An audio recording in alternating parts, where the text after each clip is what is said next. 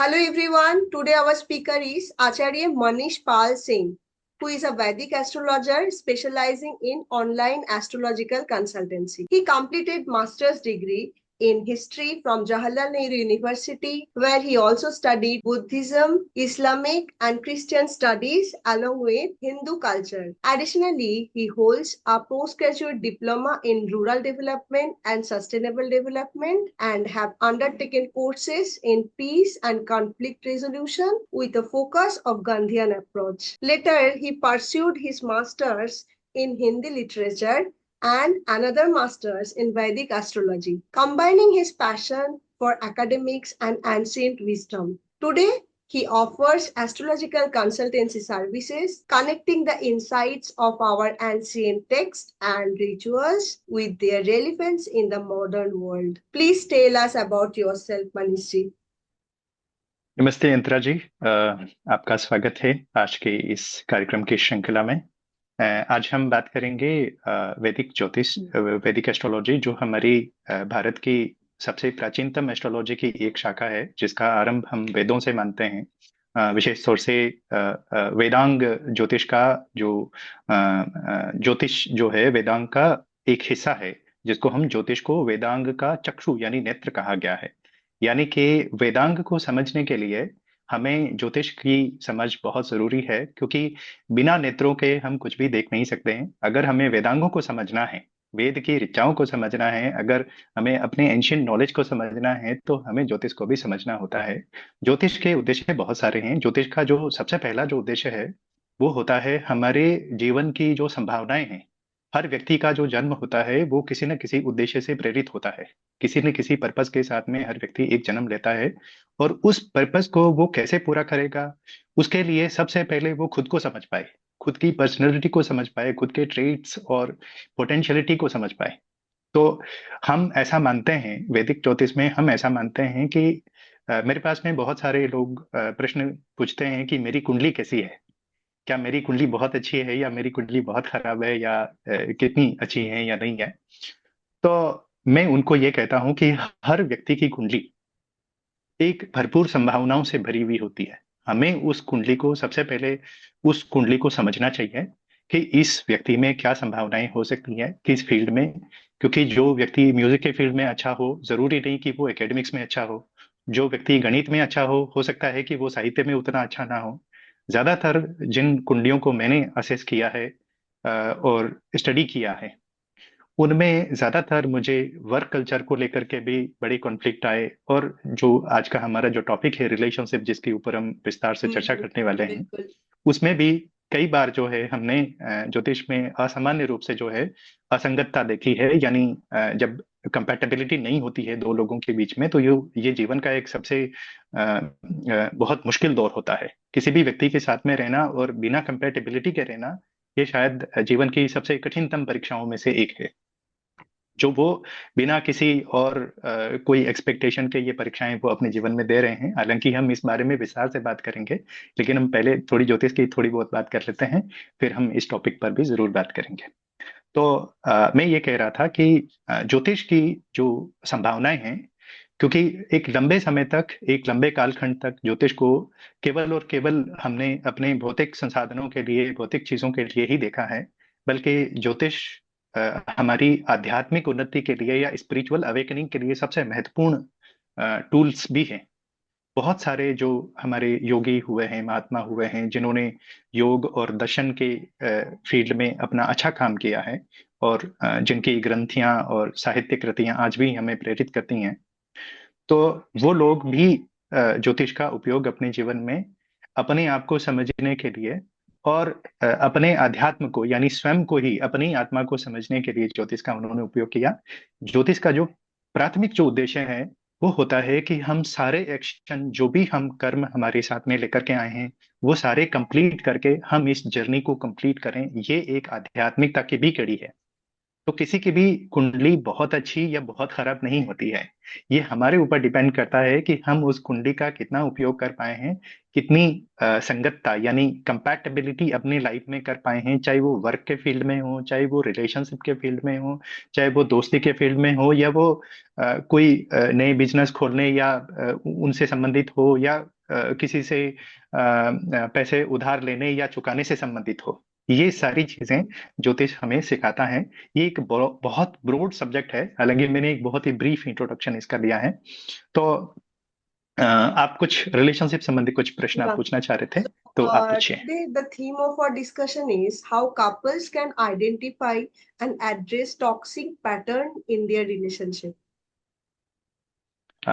सबसे पहले मैं बता देता हूँ, रिलेशनशिप के मैं ज्यादातर जो क्वेश्चन के आंसर दूंगा वो मैंने जो कंसल्टेंसी मैंने खुद की है, मतलब उस Mhm. आधार पे मैं देता हूँ, जो मेरे पास में एक केस स्टडीज भी हैं, मतलब चीजों को लेकर के। तो उस आधार पे सबसे पहले हम रिलेशनशिप की तीन कैटेगरी को बना लेते हैं। तो रिलेशनशिप में एक तो वो लोग जो कपल्स हैं, जो शादीशुदा हैं, और जिसको हम क्या कह सकते हैं कि प्रेम की लगभग अंतिम अवस्था में वो पहुंच गए हैं। तो एक ये बात हम कह सकते हैं। दूसरा वो जो स्कूल और कॉलेज के जो विद्यार्थी हैं, उनमें भी दो कैटेगरी हैं। एक तो ये होता है कि एक वन साइडेड लव, है ना। Hmm. लड़के का अप्रोच है या लड़की का अप्रोच है, बट उनके सामने वाले को समझना उनके लिए बड़ा मुश्किल हो जाता है।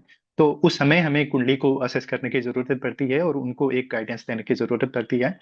सो उन बच्चों के लिए, उन विद्यार्थियों के लिए, उन हमारे कॉलेज मेट्स के लिए ये बहुत ही इंपॉर्टेंट टॉपिक होता है।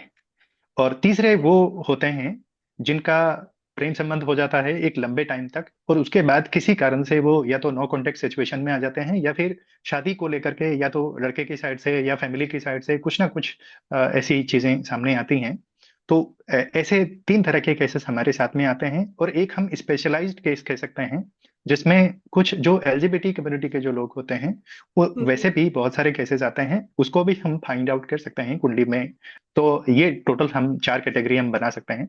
तो उनमें जो सबसे ज्यादा मेरे पास में जो क्वेश्चन आते हैं वो उनके आते हैं जो जिनकी अभी शादी नहीं हुई है। सबसे पहले मैं एक बहुत ट्रेडिशनल एस्ट्रोलॉजी का एक बहुत ही सिंपल जो फंडा है, कोई भी व्यक्ति अपनी कुंडली में जाकर के ये देख ले कि सबसे पहले कि उनका लग्न क्या है।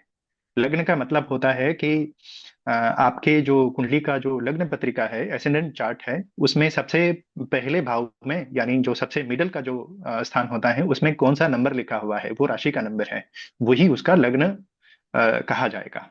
जैसे मान लो कि किसी का एक नंबर लिखा है तो वो मेष लग्न एरीज हो गया। तो जिसका भी कर्क लग्न होता है, अगर कोई भी लड़की का, विशेष तौर से मैं गर्ल्स के बारे में बोलूंगा, किसी भी लड़की का अगर कर्क लग्न होता है तो वो बहुत ज्यादा सेंसिटिव हो जाते हैं, क्योंकि कर्क एक्चुअली वैसे भी इमोशनली इस चीज को डिनोट करता है। और अगर कर्क लग्न होने के कारण से उनके उनका जो नेचर होता है वो ओवर सेंसिटिव हो जाता है, वो छोटी से छोटी बात को लेकर के भी बहुत बड़े इशू भी बना सकते हैं। नो डाउट ये तो बहुत इंडिविजुअल भी मैटर करता है, लेकिन मैंने ज्यादातर जो रिलेशनशिप के जो कपल्स के बीच में जो कॉन्फ्लिक्ट देखे हैं वो कर्क लग्न वालों के देखे हैं।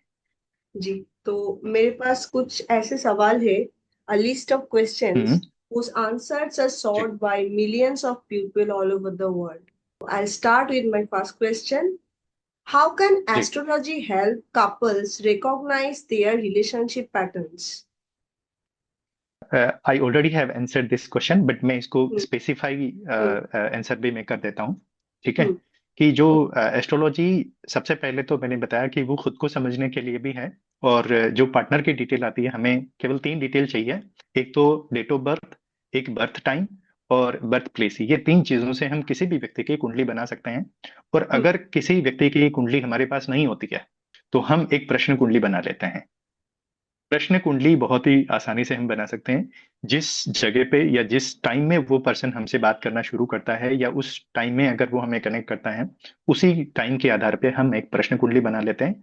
उनमें कुछ पैटर्न्स होते हैं, जैसे अगर आप देखेंगे कि वीनस, जैसे अगर मैं कोई भी लड़की के जो चार्ट होता है, बर्थ चार्ट होता है, लगन का जो चार्ट होता है, उसमें मंगल डिनोट करता है उसके हस्बैंड को। Hmm. ठीक है। मैं कहूंगा कि चार ऐसे प्लेनेट हैं जिनको मुझे स्टडी करना होगा। सबसे पहले मून देखना पड़ेगा। मून क्योंकि उनके इमोशनल स्टेटस को बताता है कि ये इन चीजों को लेकर के कितना सीरियस है। या मुझे ये भी देखना पड़ेगा कि भाई सबसे पहले वो कब इनसे मिले हैं या कब इनसे बात हुई है। तो मैं उस पर्टिकुलर टाइम पीरियड को उनकी कुंडली में असेस करूंगा, या मैं गोचर भी देखूंगा कि क्या रिसेंट में कुछ चेंजेस हुए हैं कि नहीं। तो उस समय मुझे मून स्टडी करना होगा, मरकरी स्टडी करना होगा। मरकरी एक्चुअली कम्युनिकेशन से संबंधित चीजों को देखता है और खुद को एक्सप्रेस करने से भी जुड़ा हुआ प्लेनेट मरकरी है।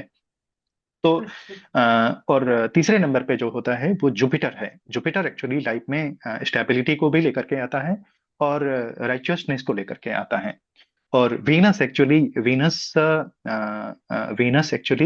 लव, जो अल्टीमेट लव होता है। अगर मैं इसको चार स्टेजेस में बताऊं तो मैं बोलूंगा कि सबसे पहले हमारा जो मून होता है वो ट्रिगर्ड होता है। मून जब हमारा ट्रिगर्ड होता है तो हमें भाव, इमोशन शुरू होते हैं किसी भी व्यक्ति को लेकर के। क्योंकि हम हजारों लोगों से मिलते हैं, बहुत सारे लोगों से हमारी बात होती है, लेकिन रिलेशनशिप हर किसी के साथ में नहीं हो सकता है। रिलेशनशिप कुछ कोई पर्सन के साथ में ही हो सकता है जिनके साथ में हमारा इमोशनल एक जुड़ाव महसूस होता है। तो ये ऑलरेडी वो पर्सन एक्चुअली उसको फील कर लेता है। तो ये जो चीज है ये मून से देखेंगे हम। और दूसरा जो होता है कम्युनिकेशन, ये मरकरी से मरकरी। देखते हैं। जब हाँ, अब और बताओ। तीसरा जो होता है जब उनको सच में कि भाई सामने से भी उनको कुछ फीलिंग्स आ रही हैं कि नहीं आ रही हैं, तो ये हम जुपिटर से देखेंगे। क्योंकि वो राइचियसनेस को भी दिखाएगा और उनका जो अटैचमेंट है वो किस लेवल का है और किस लेवल तक ये जा सकता है। तो उसके लिए हमें जुपिटर को भी जरूर से स्टडी कर लेना है कि वो कौन से साइन में बैठा हुआ है, कौन सी राशि में बैठा हुआ है। ये बहुत मैटर करता है। और फिर जो वीनस जो होता है, वीनस एक्चुअली प्रेम को दिखाता है, एक कंफर्टेबल सिचुएशन को दिखाता है। तो ये तीन चार चीजों को हमें जरूर से अच्छे से स्टडी कर लेना होता है। करंट की दशा भी जरूर हम देखते हैं। ओके। दूसरा ये है कि लगन पत्रिका में हमें ये पता चल जाएगा कि क्या क्या हमारी लाइफ में है और हम्म। क्या क्या नहीं है। ठीक है। और हम्म। दूसरा जो है कि एक होती है दशा। ये दो चीजों को भी अगर हम बहुत अच्छे से समझ जाएं तो दशा हमें ये बताती है कि कौन सा काम कब होगा।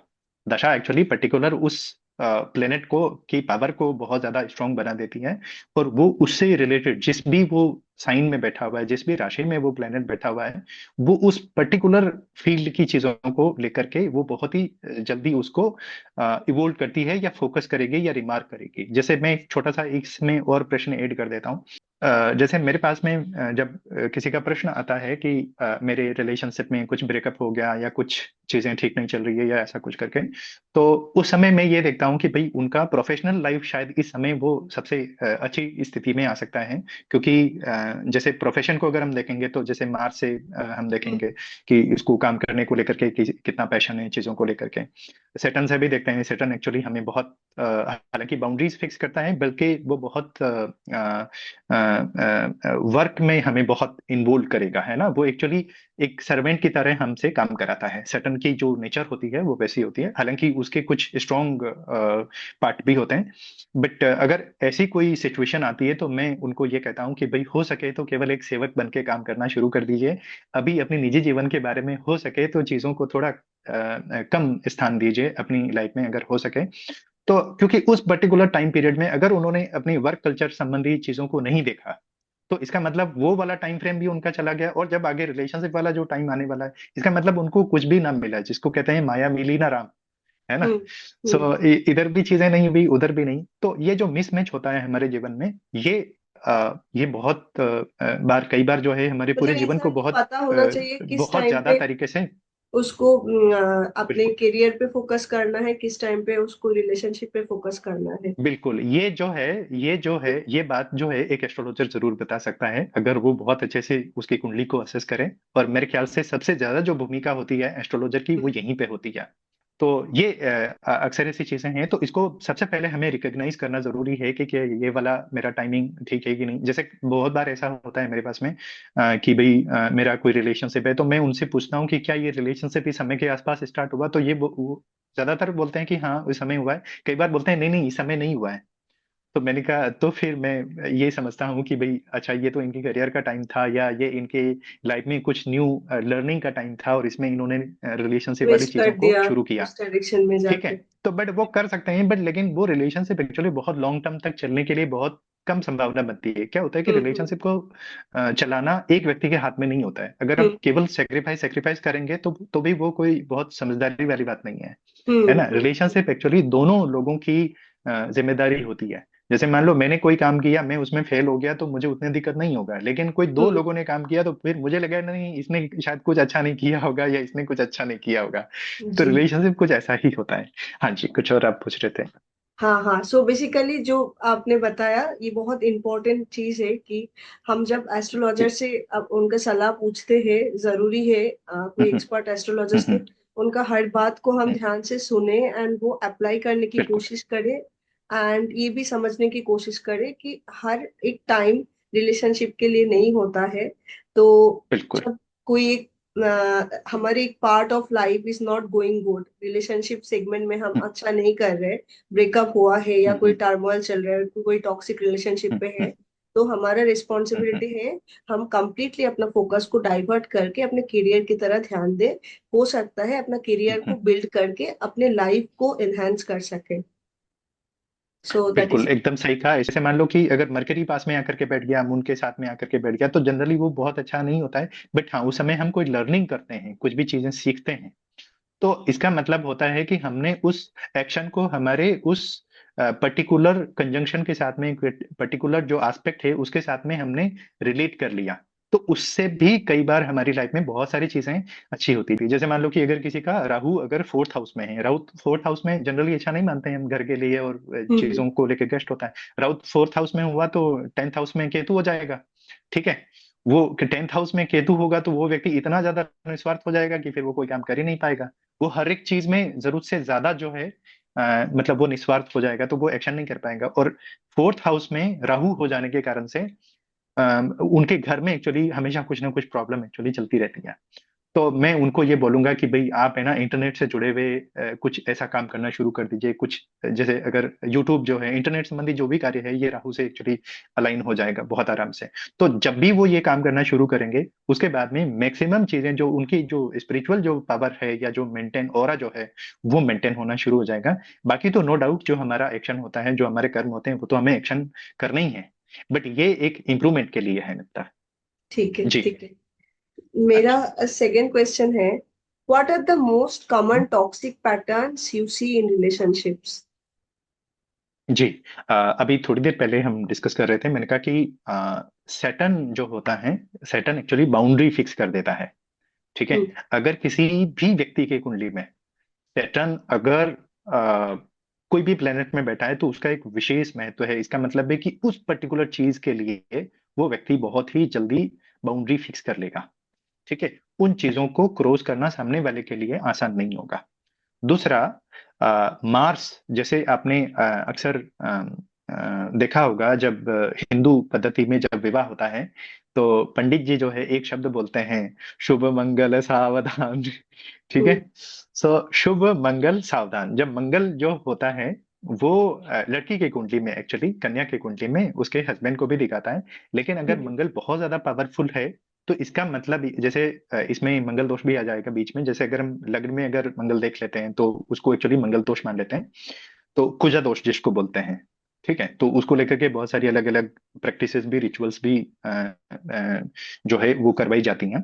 तो मंगल दोष का सिंपली मीनिंग ये होता है कि व्यक्ति में जो अग्रेशन का पार्ट होता है वो बहुत ज्यादा आ जाता है। तो इसका मतलब ये होता है, क्योंकि हिंदू जो रीति रिवाज रहता है, उसमें ये मानते हैं कि स्त्री एक्चुअली अनुगामी होती है।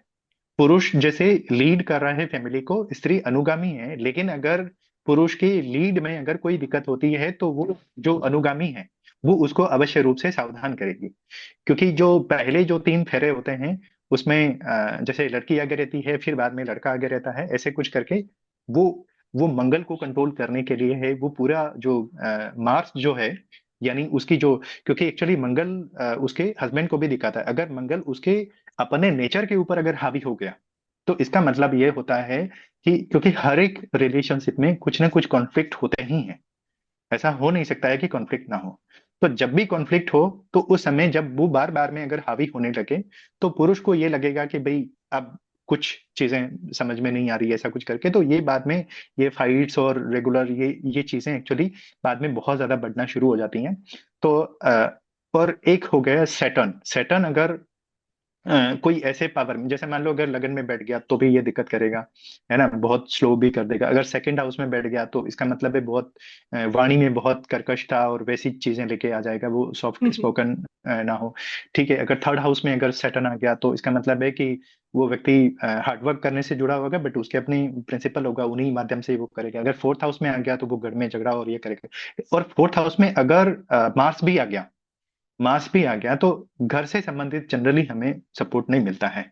जैसे किसी भी व्यक्ति के अगर फोर्थ हाउस में मार्स रहता है, तो वो लोग अगर लव मैरिज करना चाहें तो उनको फैमिली से सपोर्ट मिलना बहुत मुश्किल होता है। हालांकि इसमें और भी एस्पेक्ट हमें कुंडली में देखने होंगे, बट एक जनरल व्यू में मैं बता रहा हूँ।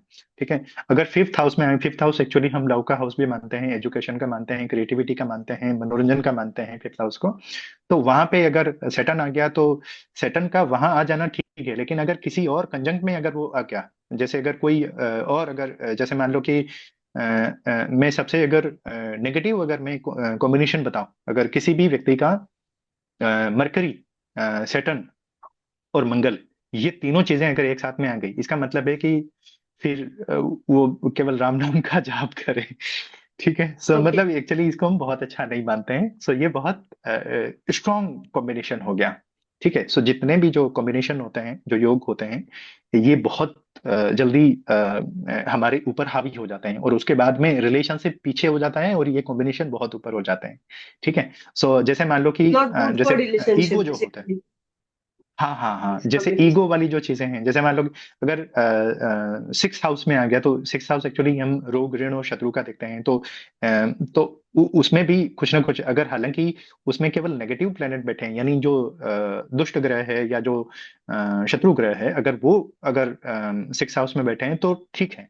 बट रिलेशनशिप वाले केसेस में अगर शुभ ग्रह वहां पे बैठ गए, तो ये फिर प्रॉब्लम कर देता है ना। ओके। क्योंकि जैसे मैंने चार प्लेनेट बताए थे कि भाई ये रिलेशनशिप के सारे एस्पेक्ट को ये देखेंगे, मतलब तो अगर उनमें से अगर कोई बैठ गया तो फिर बाद में रिलेशनशिप संबंधी चीजों में ये एक्चुअली जनरली दिक्कत करता है। और इसमें जो सबसे ज्यादा जो दिक्कत होती है वो मून की रहती है, जैसे मैंने सबसे पहले शुरू में बताया था। तो मून क्या होता है कि मून में स्थिरता नहीं होती है। जैसे कई बार लड़कों में भी और लड़कियों में भी कई बार ऐसा होता है कि उनको खुद नहीं पता होता है कि उनको उनके पार्टनर से किस बात पे गुस्सा है। ठीक है, तो ये मून के कारण से होता है, क्योंकि एक्चुअली उसको डिटरमाइन करना बहुत मुश्किल होता है। वो एक सो उस समय में अगर मून अगर ठीक स्थिति में नहीं है, लेकिन अगर वीनस अगर सामने वाले का बहुत अच्छा है, तो इसका मतलब है कि वीनस और मून जो है आपस में कंफर्ट कर लेंगे, तो कोई दिक्कत नहीं है। ठीक है, तो सामने वाला पार्टनर अगर बहुत ही कंफर्टेबल फील करा देता है पार्टनर को, ठीक है, कि भाई तुम फिक्र मत करो, जो भी होगा देखा जाएगा, ऐसा कुछ करके चीजों को लेकर के। जैसे मान लो कि लड़की कोई जॉब देके आई लेकिन उसमें नहीं हुआ, और वो बहुत जल्दी वो रोने लग गई या बहुत इमोशनल हो गई, उस समय अगर उस पार्टनर ने थोड़ा केयर दिखाया, कंसर्न दिखाया चीजों को लेकर के, हालांकि डेफिनेटली वो चीजें तो इंप्रूव हो ही जाती है, लेकिन अगर उस समय अगर उसने केयर दिखाया, तो उनका रिलेशनशिप उस नेगेटिव कॉम्बिनेशन में आने के बावजूद भी बहुत अच्छा हो सकता है। ठीक है, सो सो ये चीज बेसिकली भी है। इफर्ट लगाना जरूरी है। एक दो पार्टनर को ही, अगर भी कोई भी नेगेटिव फेस चल रहा है, उसमें भी हम्म। चीजें संभल जाती है बहुत अच्छे से। बिल्कुल बिल्कुल। अच्छा, so my third question to you is, what should a hmm. Couple do if their charts reveal incompatible elements? अगर वैसे तो इसको मैं क्वेश्चन को थोड़ा सा और ब्रॉड करूंगा कि हम्म। सबसे पहले तो कंपैटिबिलिटी को हम स्टडी करते हैं कि भाई इनकी, क्योंकि हर किसी के साथ में हम कंपेटेबल तो हो नहीं पाते हैं। जिनके साथ में कुछ वास्ता होता है हमारा, उनके साथ ही हम कंपेटेबल हो पाते हैं। तो कुंडली में हम कुछ पर्टिकुलर स्टडीज करते हैं, कुछ सिचुएशन को, एस्पेक्ट को हम देखते हैं। और एस्पेक्ट को पहले देखते हैं।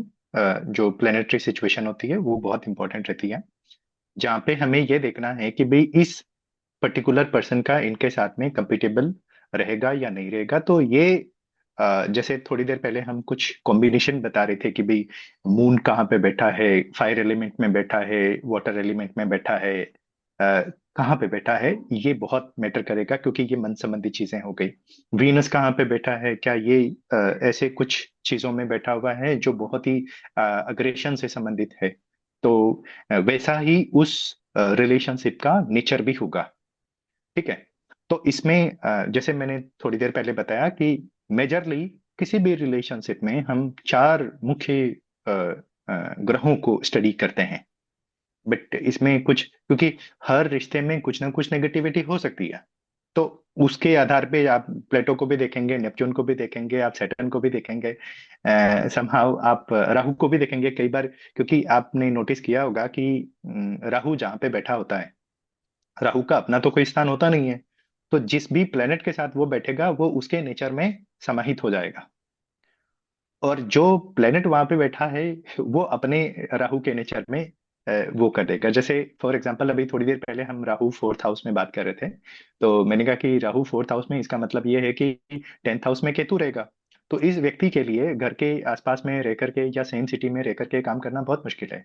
ठीक उसी तरह से अगर हम इनके जो पर्सनल लाइफ होती है, जिसमें घर में साथ में, क्योंकि पति पत्नी साथ में ही रहेंगे दोनों, ये तो इनके लिए थोड़ा मुश्किल हो जाता है, राहु फोर्थ हाउस में होने के कारण से थोड़ा सा मुश्किल। और अगर इनके साथ में पर्टिकुलर कोई प्लेनेट एस्पेक्ट बना लेता है या कंजंक्ट कर लेता है चीजों को, तो जैसे मान लो कि वहां पे मरकरी बैठ गया। ठीक है। सो अब जो जितने भी जो कम्युनिकेशन रहेंगे, वो हर एक कम्युनिकेशन में उनको डाउट होगा सामने वाले को। तो क्योंकि राहु डाउट और इल्यूजन को क्रिएट करता है। ठीक है। और एक और चीज मैं बता देता हूँ राहु की विशेष तौर से इनमें, तो वो व्यक्ति बहुत ही शंकित हो सकता है हर एक चीज में, पार्टनर की छोटी से छोटी चीज पे भी। अगर पार्टनर ने कोई एकदम अपना दिल खोल के भी रख दिया, तो बोलेगा नहीं नहीं, दिल के सारे पार्ट नहीं खोले उन्होंने फिर। सो ऐसा भी वो सोच सकता है, मतलब ऐसा होता है। तो कुंडली में हमें पहले उसको देखना जरूरी है कि भाई इनकी नेचर ऐसी है। तो उनको ज्योतिष के माध्यम से हम उनको जरूर कुछ सजेशन दे सकते हैं कि भाई आप हम्म स्पेशली इन चीजों का ध्यान रखिए, आप थोड़ा सा इन पे थोड़ा विश्वास करिए। और हमें नो डाउट, क्योंकि हम एकदम ब्लाइंड यकीन किसी पर भी नहीं कर सकते हैं, बट हमें थोड़ा सा एनालिटिकल कुंडली के हिसाब से भी होना पड़ता है, जब हमें उनके पार्टनर की चार्ट को भी अच्छे से स्टडी करनी होती है कि भाई हाँ सच में उनकी जो जो ट्रेंडिंग है, जो पहले की जो चीजें चली हैं वो किस आधार पे जा रही हैं, और अभी के, क्योंकि हम नेचर जब स्टडी करते हैं तो हम उनसे पहले प्रीवियस टाइमिंग को एक्चुअली हम स्टडी करते हैं कि इस पर्टिकुलर टाइम पीरियड में क्या इनके नेचर में कुछ चेंजेस हुए हैं कि नहीं। तो उसी आधार पे हम फ्यूचर का भी चीजों को हम वैसे प्रिडिक्ट करते हैं, कुंडली से आधार पे रिवील कर सकते हैं। जी। ओके ओके जी। How can couples work on trust issues using astrology थोड़ी देर पहले जैसे हमने बताया कि ट्रस्ट इशू एक्चुअली ये सैटर्न से संबंधित बाउंड्रीज को और रेस्ट्रिक्ट करता है एक्चुअली, है ना। सो और एक और छोटी सी बात है, मैं इसको थोड़ा सा और इजी कर देता हूँ इस क्वेश्चन को बाउंड्रीज को कि रिस्ट्रिक्ट करता है का मतलब एग्जैक्टली अगर आप थोड़ा सा इलेबोरेट करो हाँ हाँ, मैं इसको थोड़ा सा इजी कर देता हूँ इस पूरे क्वेश्चन को हाँ कि हाँ जैसे किसी भी पर्सन में एक्चुअली जो प्रेम जो होता है वो तीन तरह का होता है। कोई भी रिलेशनशिप में जो लव हम्म के जो टाइप्स होते हैं वो तीन तरह के होते हैं। एक वो प्रेम होता है कि अगर हम किसी से प्रेम करें तो हमें सामने से प्रेम मिलेगा तो हम प्रेम करेंगे। हम्म तो ये एक एक टाइप का प्रेम हो गया। दूसरा हो गया कि अ, अगर सामने से प्रेम हमें मिल रहा है लेकिन फिर भी हम नहीं कर रहे हैं। हम्म तो ये दोनों में से किसी का भी हो सकता है, लड़के का या लड़की का, किसी का भी हो सकता है।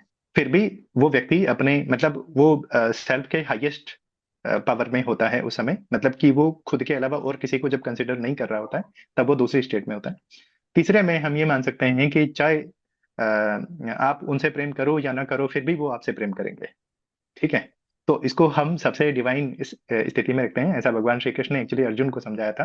ठीक है।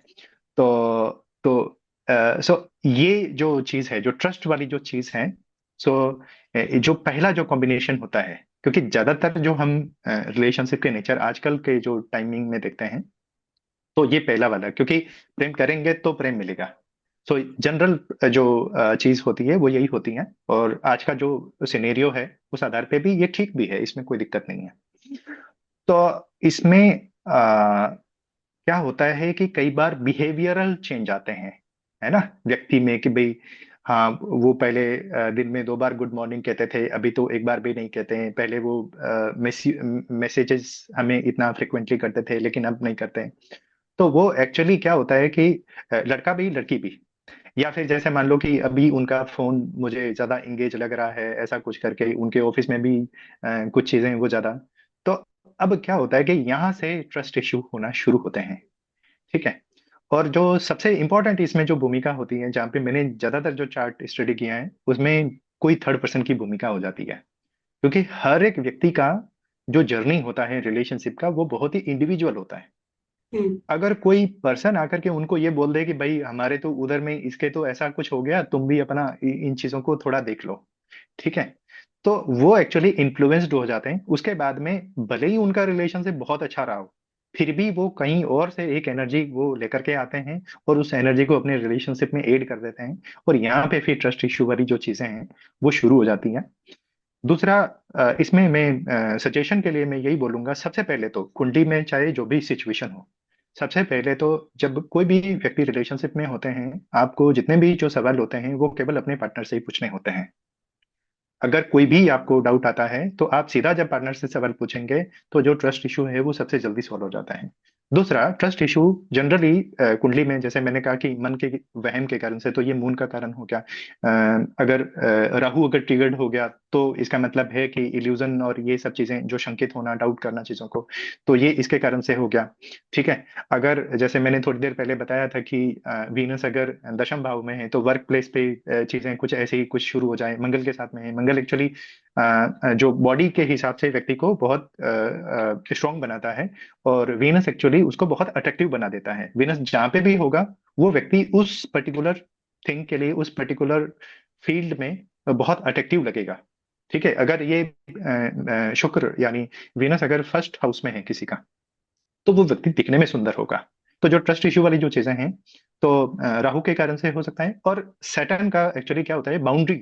बाउंड्री का मतलब ये होता है कि जब मैं किसी चीज का निर्धारक बन जाता हूँ, डिटरमाइंड बन जाता हूँ कि भाई मेरे अकॉर्डिंग कोई व्यक्ति चलना शुरू कर दे, तो रिलेशनशिप में क्या होता है कि दोनों की जो एस्पेक्ट होती है वो बराबर होनी चाहिए। ठीक है। अगर कोई व्यक्ति एक ज्यादा पावरफुल हो जाएगा तो दिक्कत हो जाएगा, या बहुत ज्यादा बाउंड्री लगाने लगेगा तो प्रॉब्लम होगी। तो यहाँ पे भी फिर ट्रस्ट इशू आना शुरू हो जाते हैं। क्योंकि शुरू में चाहे वो लड़का हो या लड़की हो, अगर बहुत जल्दी, अगर बहुत ज्यादा अगर हम किसी के ऊपर रेस्ट्रिक्शंस लगाते हैं, तो इसका मतलब ये होता है कि या तो हमें उनके ऊपर ट्रस्ट नहीं है, या फिर वो धीरे धीरे अपने ट्रस्ट को एक्चुअली लूज करते हुए शुरू होते हैं। मतलब इसी तरह से ये चीजें शुरू होती हैं। जी। Okay. My next जी। question is, what advice do जी। you have for couples whose sunshine clash? जिनका सनशाइन में क्लैशेस है। अच्छा। हाँ। अच्छा। हाँ, बहुत बार ऐसा होता है जब हम कुंडली मिलान करते हैं, तो सबसे ज्यादा प्रॉब्लम ये उस समय में आती है। ठीक है। मून साइन और सन साइन ये दोनों बहुत इंपॉर्टेंट होते हैं हमारे लिए। तो जैसे मान लो कि फॉर एग्जांपल कि किसी का दोनों का ही अगर वीनस अगर बहुत ही ट्रिगर्ड है, तो इसका मतलब है कि समहाउ ये ठीक है। बट क्या होता है कि कुंडली में एक बैलेंस हमें देखना जरूरी होता है। अगर दोनों बहुत इमोशनल हो गए तो प्रॉब्लम हो जाएगी, है ना। क्योंकि लाइफ में बहुत सारी चीजें अप एंड डाउन वाली चलती रहती है, चाहे वो काम से जुड़ी हुई हो, चाहे जी। वो हमारे स्टडी से जुड़ी हुई हो, बहुत सारी चीजें ऐसी हैं। तो एक पर्सन अगर थोड़ा वीक फील करे, तो सामने वाला उस समय स्ट्रांग होकर के उनको थाम सके। सो ये चीजें हैं। तो बहुत बार कुंडली जैसे मैं मैच जब करता हूँ, तो अगर बहुत ज्यादा मैच होती है तब भी मैं बोलता हूँ कि भाई ये कुंडली में मैच थोड़ा ज्यादा ही हो रहा है, तो आप चीजों को थोड़ा सा रिकंसिडर कर लीजिए, या कुछ ना कुछ अपने अंदर कुछ ना कुछ ऐसा डिफरेंस जरूर रखिए चीजों को लेकर के। और मैं तो यहाँ तक भी कहता हूँ कि अगर आपका 1 साल में या 6 महीने में कोई झगड़ा नहीं हुआ, तो आप छोटे से झगड़ा प्लान कर लीजिए। क्योंकि वो समहाउ एक्चुअली क्या होता है कि हर एक रिलेशनशिप में कुछ ना कुछ चीजें बैलेंस हो रही होती हैं। अगर आपने नोटिस किया हो, कोई भी व्यक्ति जो भी इनको मतलब ये हमारे वेबिनार को सुनेगा, तो वो इस बात को बहुत आराम से महसूस कर पाएगा कि जब भी बहुत जल्दी जब हम किसी भी रिलेशनशिप में, या बहुत हमें ये लगता है कि सब कुछ बहुत अच्छा है, बहुत सुकून चल रहा है, तो उसी के बाद में एक्चुअली प्रॉब्लम हमें दिखना शुरू हो जाती है। ठीक है। हम्म। सो हम्म। कई बार क्या होता है कि वो सेम एनर्जी, दोनों लोगों की सेम एनर्जी के कारण से भी ऐसा प्रॉब्लम क्रिएट हो सकता है। जैसे अगर दोनों ही लोगों का कर्क लग्न है तो मैं बोलूंगा कि भाई फिर हालांकि मून की सिचुएशन मुझे देखनी पड़ेगी कि भाई वो मून कहाँ पे बैठा हुआ है। तो अगर मान लो कि दोनों का मून भी अगर लगन में बैठा हुआ है और इनका कैंसर भी, अगर इनका एसेंडेंट भी है, तो फिर मैं बोलूंगा कि भाई कुछ कुछ चीजों में डिफरेंस करके रखिए, और कुछ नहीं तो कम से कम अपने काम में ही थोड़ा डिफरेंस कर लीजिए कुछ चीजों को लेकर के, कुछ नया सा। क्योंकि मेरे पास में जो लोग आते हैं वो ऑलरेडी रिलेशनशिप हो जाने के बाद आते हैं, वो पहले पूछने कभी नहीं आता है कि हमें रिलेशनशिप में जाना है इस वजह से हम आएंगे। तो एक्चुअली वो, लेकिन उसमें कुछ कुछ चीजें अगर वो एड ऑन कर लेते हैं अपनी लाइफ में, जहाँ पे चाहे वो वर्क से जुड़ी हुई हो, चाहे वो इंटरेस्ट से जुड़ी हुई हो, तो जब भी वो थोड़ी भी अगर डिफरेंट अगर फिनोमेना को, चीजों को देखेंगे, तो वहां पे उनको जरूर उसमें हेल्प मिलती है। ओके, सो यू मीन कि डिफरेंसेस इज गुड, सिमिलरिटी या हमेशा अच्छा नहीं होता है। चीजें बिल्कुल। सेम दशा से चले तो, अगर दोनों ही एक ही hmm, same point of time पे वीक फील कर रहा हो, तो who will fight for the hmm, odds, against the odds. Hmm, so ऐसा है, so clash is not always good and fights is also necessary for any healthy relationship, right? Correct. Okay. My seventh question to you is, what planetary aspects might suggest emotional distance? Planetary aspect. Planetary, हाँ planetary aspect जो है वो emotionally व्यक्ति से दूर महसूस होना, या वैसा कई बार ये होता है कि कोई रिलेशनशिप बहुत अच्छा रहा, ऐसे बहुत सारे केसेस हमारे पास आते हैं कि भाई हाँ हमारा रिलेशनशिप बहुत अच्छा था, इनसे बातचीत भी बढ़िया होती है, सब अच्छा है, बट फिर भी एक्चुअली अब हमें वो स्पार्क नहीं लगता है रिलेशनशिप में, अब हमारा मन ही नहीं करता है बात करने का। तो इसका मतलब ये होता है कि भाई वैसे तो प्लेनेटरी पावर से इन चीजों को हम मेंटेन करके देखते हैं, बट जनरल व्यू में हम इस चीज को ये देखते हैं कि भाई कहीं ना कहीं उन्होंने जितना भी जो क्या होता है कि रिलेशनशिप का जो सबसे बेस होता है वो होता है रहस्य। रहस्य, जिसको सीक्रेट कहते हैं। हर व्यक्ति एक रहस्य की एक पूरी दुनिया होता है। ठीक है। जब भी हम किसी भी व्यक्ति से जब हम मिलते हैं, जैसे जिनसे हमारा रिलेशनशिप होता है, उनके सामने हम थोड़ा ज्यादा ओपन होते हैं बाकी लोगों की तुलना में। तो वैसे ही मतलब ऐसे हम रिश्तों को निर्धारित करते हैं। लेकिन जब कोई भी रिश्ता हो, ठीक है, मदर फादर और आचार्य को छोड़ करके, तो इन इनको हम रिश्ते में नहीं मानते हैं, ये इनको हम थोड़ा अलग डिवाइन तरीके से देखते हैं।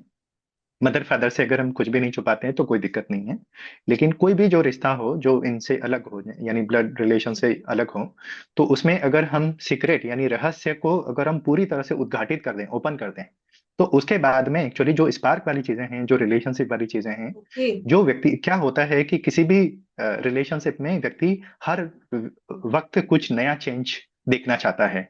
ठीक है। चाहे वो उनके एक्शन हो, चाहे उनके जो व्यवहार हो, हर तरह से चीजों को लेकर के, कई बार उनकी क्वालिटीज भी। तो इस वजह से हमारे पुराने जमाने में ऐसी कहावत थी कि जो है, जैसे ये लड़कों के लिए कहा जाता था कि पति के जो गुण हैं वो धीरे धीरे सामने आना चाहिए, इससे पत्नी में प्रेम बढ़ता है, पति पत्नी में प्रेम बढ़ता है। ओके। सो ऐसा कहा जाता था। सो इसके पीछे का मतलब सेम ये बात पति के लिए भी लागू है कि भाई पत्नी के जो रहस्य है वो धीरे धीरे सामने ओपन होने चाहिए, जिससे जो है, क्योंकि एक्चुअली जो रिलेशनशिप होता है उसका जो एक जो सबसे बड़ा पर्पस होता है वो होता है जानना, एक दूसरे को जानना। सो इसका जो अल्टीमेट जो स्टेट रहेगा वो ये रहता है, जैसे हम एक शब्द यूज करते हैं, मैं थोड़ा सा इसको एक्सप्लेन कर देता हूँ। एक शब्द जी। हम यूज करते हैं सोलमेट। जी। सोल का मतलब होता है आत्मा, कि भाई ये दोनों आत्मा के ही दो रूप हैं। ठीक है। आत्मा का मतलब होता है set, self, that is my self, which is आत्मा। तो सोलमेट यानी आत्मा का साथी, आत्मा का साथी तब होगा जब वो शरीर की यात्रा को पूर्ण कर लेता है। धीरे धीरे व्यक्ति रहस्यों को समझता हुआ उस व्यक्ति को पूरी तरह से अपने अंदर समाहित कर लेता है, जब उसमें और सामने वाले में कोई अंतर नहीं होता है। तो ये सोलमेट की जो प्रोसेस होती है, हालांकि इसमें थोड़ा समय लगता है, तो इससे रहस्य की एक यात्रा होती है, उसके माध्यम से ही हम, जैसे रिलेशनशिप की एक जर्नी होती है, उसके माध्यम से ही हम उन चीजों तक पहुंचते हैं, और तब ये सोलमेट वाली सिचुएशन आती है। तो ये बहुत सो ये इंपॉर्टेंट बात है, आपने सोलमेट बनने ये एक का, दिस एस्पेक्ट इज को अ पूछा। Journey between two partner, who are two Yes, person who are yes. married with each other.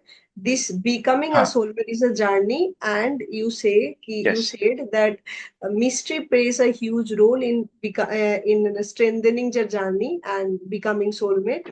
क्योंकि mystery अगर नहीं हम्म, रहे, सब कुछ एक दिन में ही जल्दी ही एक दूसरे के सामने ओपन अप हो जाए, तो एक दूसरे के जानने की हम्म। इच्छा भी नहीं रहता है, इंटरेस्ट नहीं रहता है। बिल्कुल।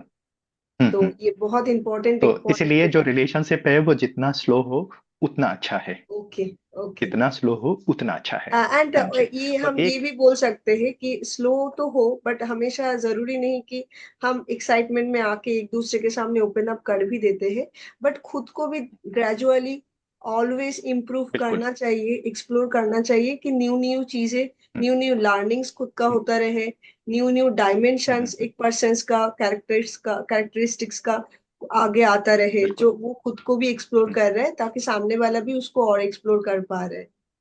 Self improvement बिल्कुल is सही also कहा very आपने। important. Yes yes, it is part of the, क्योंकि ये पूरी जीवन का एक हिस्सा है। It is part of the whole life actually. Okay, okay. Thank you for such an amazing explanation. I have few जी more questions for you.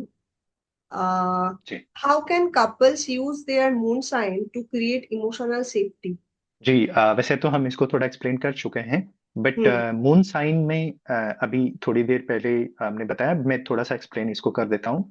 Moon sign का जो बेसिक नेचर होता है वो होता है बढ़ना और कम होना, है ना। जैसे चंद्रमा बढ़ता है, 15 दिन बढ़ेगा, 15 दिन कम होगा। जैसे अगर आप देखेंगे तो एक्चुअली हमारी जो मानसिक जो पावर होती है, मन संबंधी जितनी भी जो एनर्जी होती है, वो मून से कंट्रोल्ड होती है। ठीक है।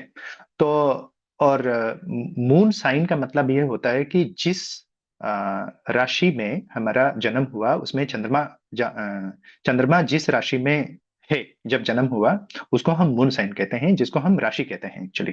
ठीक है। तो सो मून एक्चुअली इसमें सबसे महत्वपूर्ण भूमिका निभाता है, क्योंकि ये ग्रोथ और ये दोनों चीजों को दिखाता है, बढ़ने और घटने दोनों सिचुएशन को दिखाता है। तो उस आधार पे जो टोटल जो 12 साइन बनाए हैं, उसमें हमने कुछ करेक्टरिस्टिक निश्चित किए हैं, जिसमें कुंडली मिलान में भी हम इस मून साइन को जरूर देखते हैं। तो कपल के लिए ये जरूरी है कि दोनों एक दूसरे की नेचर के अकॉर्डिंग एक दूसरे की उसी चीज को स्वीकार कर सकें।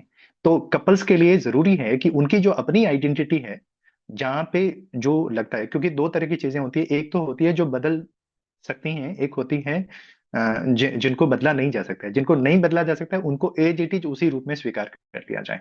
तो ये दोनों तरफ से हो, ये कपल्स को दोनों एक दूसरे के मून साइन को ठीक से अच्छे से स्टडी करके उस नेचर को आराम से अपना लेना चाहिए। जी आपने जैसे कि बोल ही दिया, कपल को वर्क करना चाहिए इस चीजों पर, तो मेरा नेक्स्ट क्वेश्चन यही था, how can couples work on their individual healing to improve the relationship? Healing में ज्योतिष के लेवल पे भी बहुत सारी ऐसी चीजें होती हैं। जैसे मैं एक दो चीजें भी यहाँ पे सजेस्ट करना चाहूंगा। जैसे क्या होता है कि कोई भी व्यक्ति जब रिलेशनशिप में होता है तो उनमें कुछ कुछ स्टेट आती है। तो सबसे पहले तो हमें आइडेंटिफाई करना पड़ेगा कि क्या एक्चुअली रियल में कुछ इशू है। जैसे अगर आपने थोड़ी देर पहले बोला कि क्या ट्रस्ट इशू है चीजों को लेके, तो मुझे उस समय राहु को स्टडी करना पड़ेगा।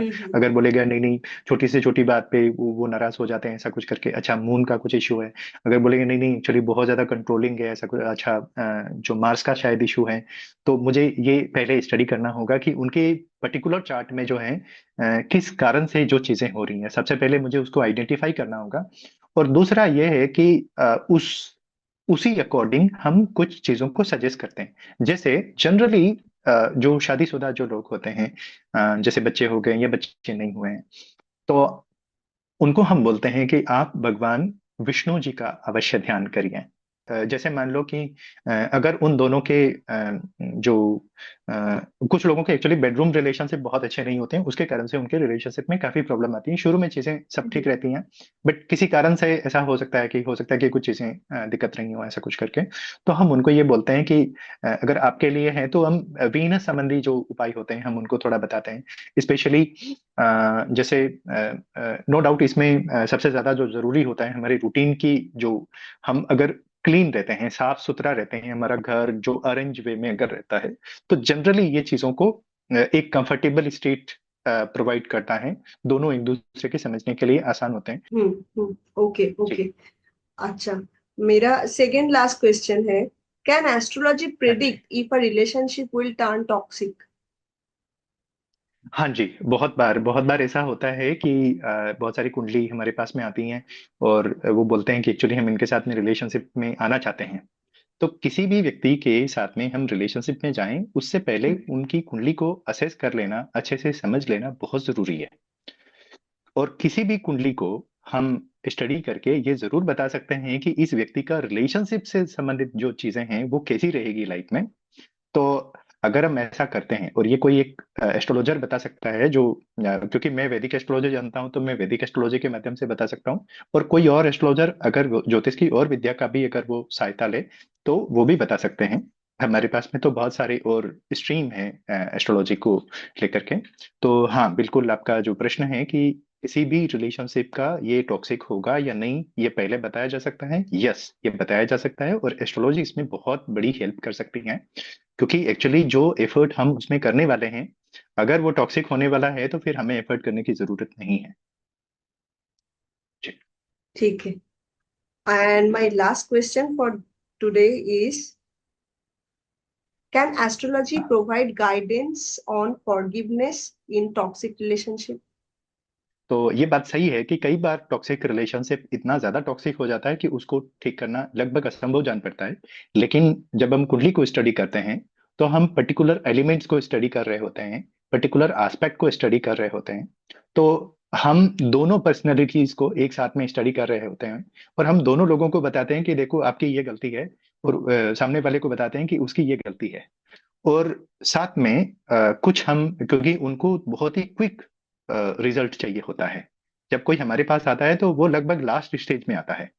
क्योंकि कोई भी व्यक्ति अपने लेवल पे पहले चीजों को बेस्ट करने की कोशिश करता है, क्योंकि कोई भी रिलेशनशिप में आदमी सोचता है शायद मेरी गलती है, शायद सामने वाले की गलती है, शायद कुछ ऐसा है। बट वो एस्ट्रोलॉजी वाली एस्पेक्ट को उस समय नहीं समझ रहे होते हैं। तो जब वो हमारे पास आते हैं उस समय तो लगभग अंतिम अवस्था आ जाती है रिलेशनशिप की। तो हमारे हमारे लिए एक सबसे बड़ी रिस्पॉन्सिबिलिटी ये होती है कि उनको सबसे पहले तो क्विक हीलिंग भी मिले, और साथ में उनको हम चीजें, क्योंकि अगर मैं किसी को बोलूं कि भाई नहीं नहीं आप चीजों में थोड़ा कम बोलिए, तो अब वो क्योंकि हम्म उनकी कम्युनिकेशन नहीं हो रही है तो ये चीजें उस समय काम नहीं आएगी। तो सबसे पहले तो हम जो साइकोलॉजी में एक टर्म होता है जिसको हम रेपो बोलते हैं, रेपेट। रेपो का मतलब होता है कि जिस स्तर पे मैं बात कर रहा हूँ उसी स्तर पे सामने वाला समझे। जब मेरे और उनके दोनों के थॉट के बीच में बराबर एक लाइन आ जाए, जैसे मैं अगर यहाँ पे बात कर रहा हूँ और वो यहाँ बात कर रहे हैं, तो ये कभी हो नहीं पाएगा, तो मुझे भी थोड़ा नीचे उतरना पड़ेगा। तो तब जाकर के मैं उनको अच्छे से समझ पाऊंगा। और इसमें कुछ कुछ हीलिंग की प्रोसेस भी हम उनको बताते हैं, मेडिटेशन और ये सब चीजें। उस जो टॉक्सिसिटी के सराउंडिंग में ये चीजें काम नहीं करती है। तो उस समय हम ज्यादातर मामलों में हम ये बोलते हैं कि अगर आपके लिए बेटर होगा या तो आप कोई ऐसे काम में इन्वॉल्व हो जाइए जो आपको बहुत जल्दी बिजी कर देता है, या फिर आप कुछ कोई यात्रा में चले जाइए। यात्रा में क्या होता है कि हम इन्वॉल्व होते हैं, बहुत सारे नए नए लोगों से मिलते हैं। क्योंकि कम से कम जैसे जब बहुत ज्यादा बुखार होता है तो डॉक्टर उस समय इंजेक्शन नहीं दे सकता है, क्योंकि बुखार का थोड़ा ठीक होना जरूरी है।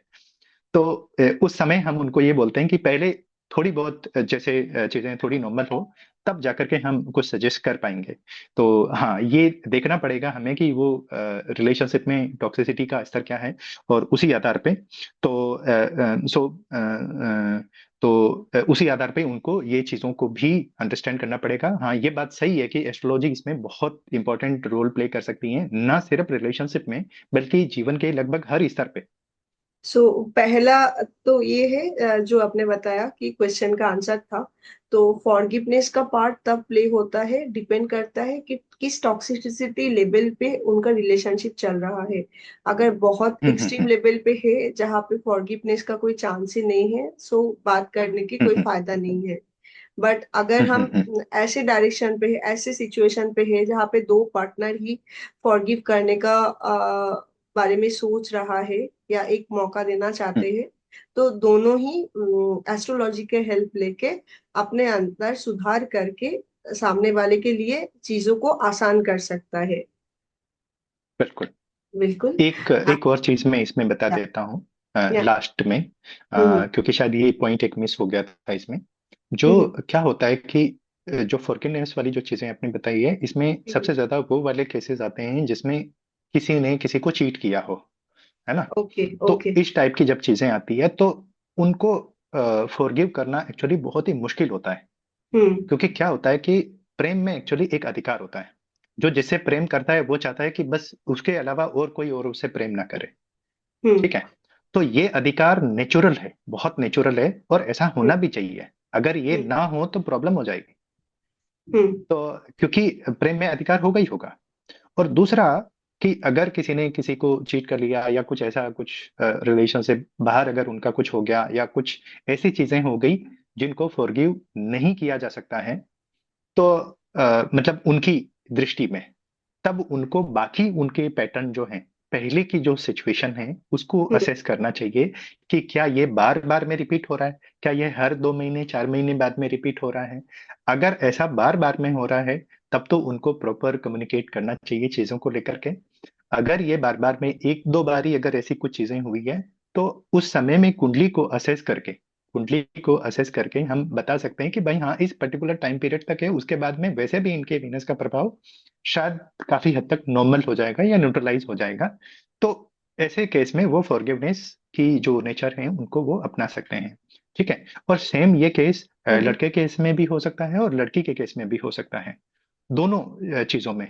और तीसरा एक और भी एंगल आता है। एक्चुअली क्या होता है कि मेरे पास एक केस आया था, मैं नाम नहीं बताऊंगा, उनकी अपनी एक प्राइवेसी के चक्कर में, प्राइवेसी की मेंटेन हमें करना बहुत जरूरी होता है। तो दो लोग थे, मतलब एक लड़का लड़की, उन्होंने शादी की, उनकी लव मैरिज हुई, सब चीजें उनकी बहुत अच्छी रही, दोनों एक दूसरे को बहुत अच्छे से समझते थे। लेकिन उसके बाद में रिलेशन, मतलब शादी के लगभग 7-8 साल बाद में लड़की को ये लगा कि भाई उनको सेम सेक्स में इंटरेस्ट है। ओके। और लड़के को भी लगभग ऐसा ही कुछ महसूस हुआ था, तो लड़के ने सोचा कि भाई मैं फिर विवाह नहीं करूंगा। तो लड़की ने बाद में उनसे डाइवोर्स ले लिया, और उनकी कोई दोस्त थी, मतलब, तो एक्चुअली उनकी दोस्ती पहले भी थी, जब उन्होंने शादी नहीं की थी उससे पहले भी Hmm. उनकी कोई जो उनकी दोस्त थी उनसे उनकी दोस्ती थी।